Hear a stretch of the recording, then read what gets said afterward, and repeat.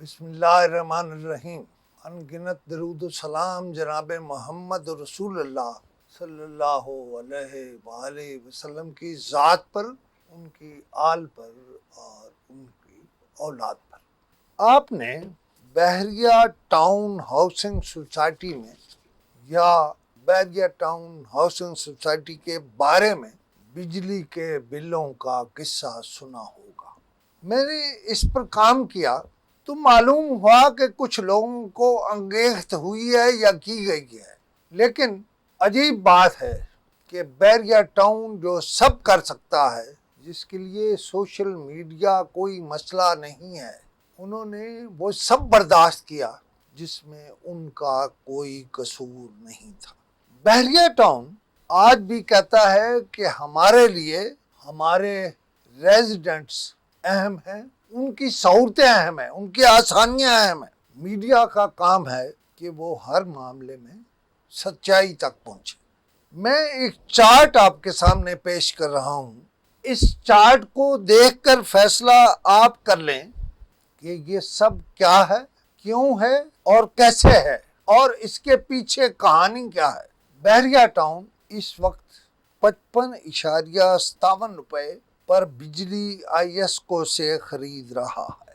I S کو یہ کہتا ہے کہ بحریہ ٹاؤن یہ بجلی اپنے ریزیڈنٹس کو 53.76 روپے پر فروخت کرے، لیکن اس کا دوسرا پہلو سنیں، آپ حیران ہو جائیں گے، پریشان ہو جائیں گے۔ بحریہ ٹاؤن نے تو کبھی نہیں کہا جو ان کا خیراتی حصہ ہے وہ خیراتی حصہ ہے، ویسے وہ کمرشل وینچر ہے یا وینچر ہے۔ بہرحال خود بحریہ ٹاؤن کو یہ بجلی 65.57 روپے میں پڑ رہی ہے۔ دنیا کا کوئی بجلی کا ماہر مجھے بتا دے کہ کئی بلینز کا خسارہ بحریہ ٹاؤن کیوں اور کیسے برداشت کرے۔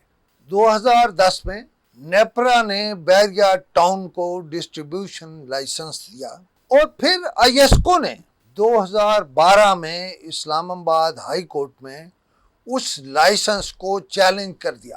میرا پہلا سوال تو یہ ہے کہ آئی ایس کو تکلیف کیا ہے؟ آئی ایس کو نے اس حوالے سے نیپرا کے خلاف جو پٹیشن کی تھی اس کا ابھی تک فیصلہ نہیں ہو سکا۔ یہ بھی سوال ہے کہ رکاوٹ کیا ہے؟ آپ لوگوں کو تنگ کرنے کے لیے لیٹ کر رہے ہیں اور یہ جو فیصلہ نہیں ہو سکا، یہی وجہ ہے کہ نیپرا آج تک بحریہ ٹاؤن کی ٹیرف پٹیشن میں فیصلہ جاری نہیں کر سکا۔ اب ایک اور پہلو، آئی ایس کو سی پی پی اے سے 22.42 روپے فی یونٹ کے حساب سے باسکٹ ریٹ پر یہ بجلی خریدتا ہے، لیکن بحریہ ٹاؤن کو بلک سپلائی انڈسٹریل ریٹ پر بجلی مہیا کی جا رہی ہے۔ سوال یہ اتنا ظلم بھی ہوتا ہے؟ نیپرا اور آئی ایس کو کے اس باہمی جھگڑے میں بحریہ ٹاؤن کے پرچیز ریٹ میں کوئی کمی نہیں ہو سکی ہے، اور نہ ہی بحریہ ٹاؤن ہاؤسنگ سوسائٹی کو نیا اور مناسب ٹیرف مل سکا ہے۔ بحریہ ٹاؤن ہاؤسنگ سوسائٹی نے کروڑوں روپے کے نقصانات برداشت کیے ہیں اور کر رہے ہیں، اور اب اپریل 2024 میں اپنے رہائشیوں کے سیلز ریٹ بڑھائے ہیں۔ وہ جو نقصان ہو چکا وہ کون برداشت کرے گا؟ اس سوال کا جواب نہ آئی ایس کو دے سکتا ہے اور نہ ہی نیپرا دے سکتا۔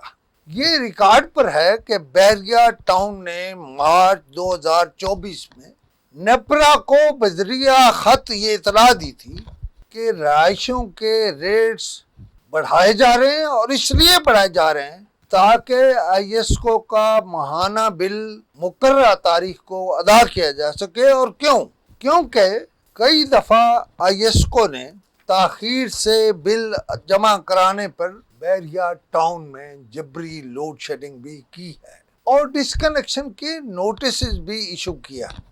ناظرین، فیصلہ آپ کر لیں، میں نہیں فیصلہ کرتا۔ آپ جو فیصلہ کریں گے وہ صحیح ہوگا۔ اور فیصلہ کیا کریں کہ آئی ایس کو زیادتی کر رہا ہے یا کوئی اور میرا سوال یہ بھی ہے کہ ملک میں دوسری ڈسٹریبیوشن کمپنیوں کو جن ریٹس پر بجلی دی جا رہی ہے، کیا وہی ریٹس بحریہ ٹاؤن کے لیے بھی نہیں ہونے چاہیے، یا بحریہ ٹاؤن کے ساتھ کوئی اور ایجنڈا ہے؟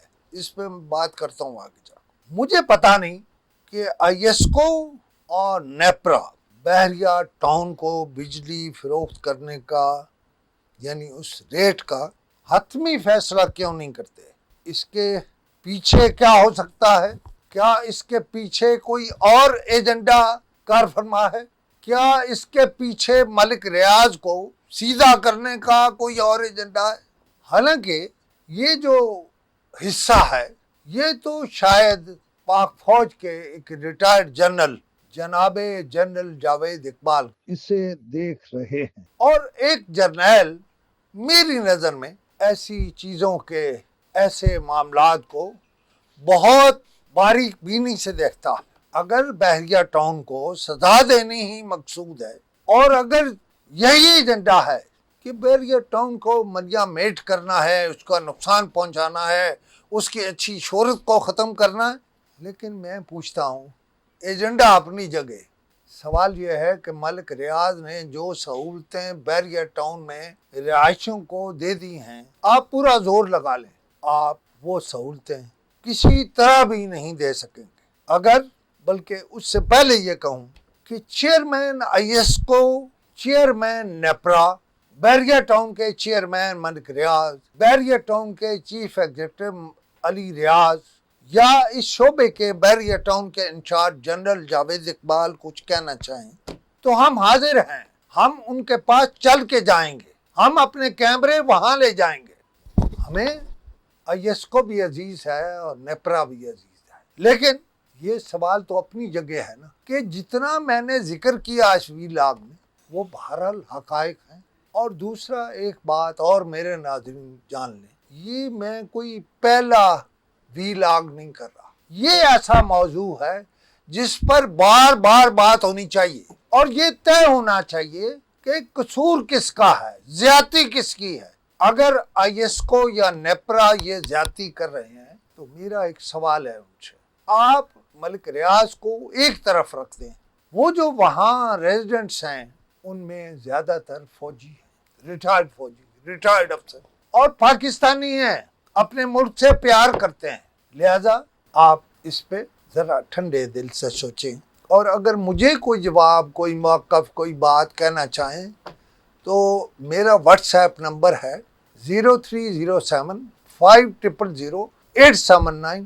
میں ہر بات کو ویلکم کروں گا۔ خدا حافظ۔